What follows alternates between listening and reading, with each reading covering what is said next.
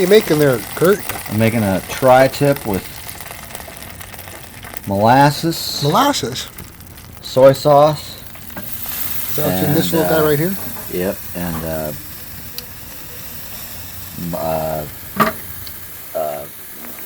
dark vinegar. Dark vinegar. Balsamic vinegar? Balsamic vinegar. And, why'd you take that off of this little pan that you had set up, this little drip rack? Because I let them smoke more than cook, Okay. and then now I'm just like finishing them off on the grill to make them charred.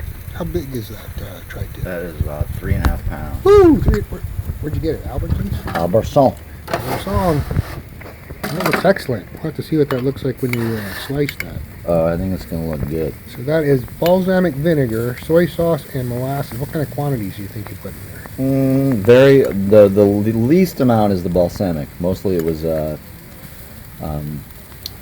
molasses and the biggest ingredient was molasses. Half cup? What do you think? No. A couple tablespoons each? Yeah, just whatever. I just drizzle it over the top. Excellent. Whatever covers the meat.